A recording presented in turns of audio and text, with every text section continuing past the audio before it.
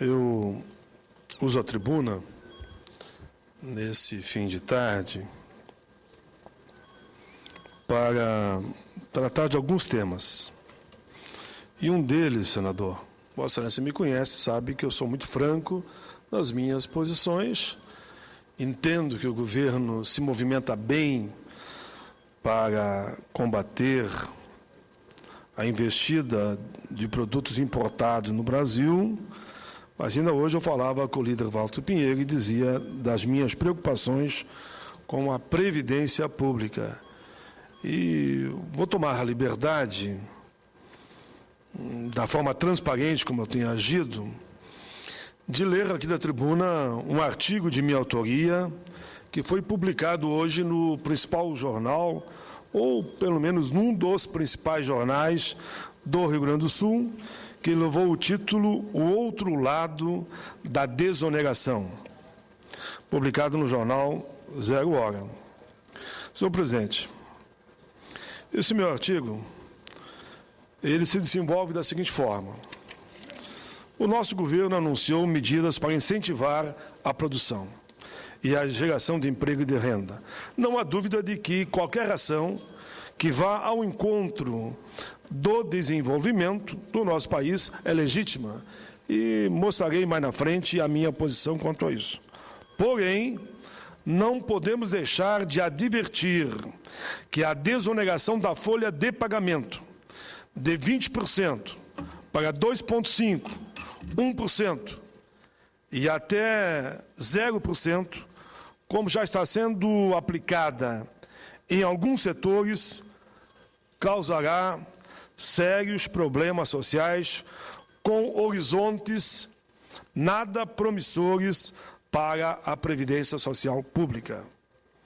Da forma que está sendo feito, numa via de mão única, sem nenhuma contrapartida, como, por exemplo, se dissessem, não, estamos desonerando a folha do empregador, que poderá chegar a 0% em algumas situações, como já é para a micro, pequena empresa, mas nós vamos compensar acabando com o fator previdenciário.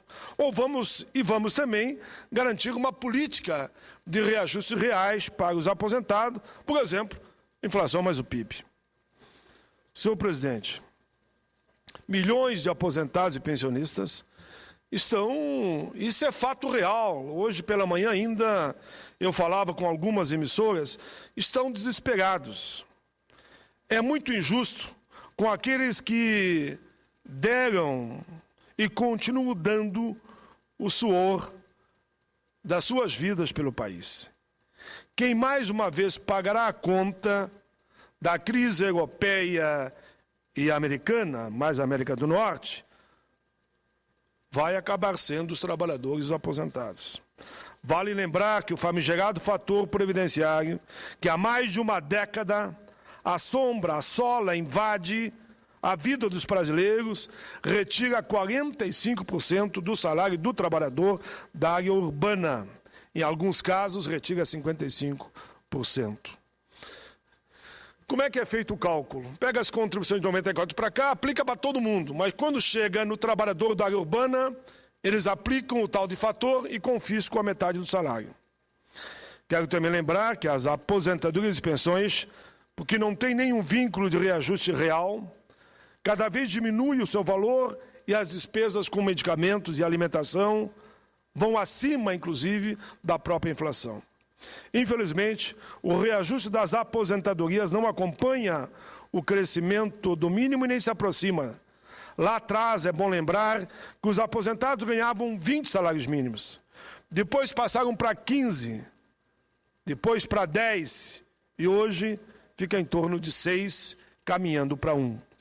No andar da carruagem, no futuro bem próximo, o benefício do segurado do INSS não ultrapassará o valor de um salário mínimo, o que falar que a nossa Previdência se torne um seguro social mínimo. Até pouco tempo, lembro eu, que aqueles que hoje querem abdicar de bilhões da nossa Previdência afirmavam que ela estava falida. Não havia dinheiro, segundo eles, para reajustar os benefícios e muito menos para combater o fator previdenciário. Diziam, 7 bilhões, Paim. Isso vai quebrar a Previdência. Mas agora abrimos mão de 7,2 bilhões por meio da desoneração da folha, ou seja, recursos da Previdência. Essa é uma conta que não tem lógica, pois ninguém abre mão de receitas de uma fonte que não tem lastro. Repito, está parecendo terra de mau bolo. Essa história de dizer que a União vai cobrir o déficit é um filme que nós já assistimos, por repetidas vezes. É só lembrarmos, com o dinheiro da Previdência, construímos a Transamazônica, Volta Redonda, Brasília, capital federal, e dizendo, não, depois o governo repõe esse dinheiro. Rio-Niterói, entre outras obras faraônicas ou majestosas. Até hoje, não houve a devolução de 1 centavo sequer desse dinheiro da Previdência.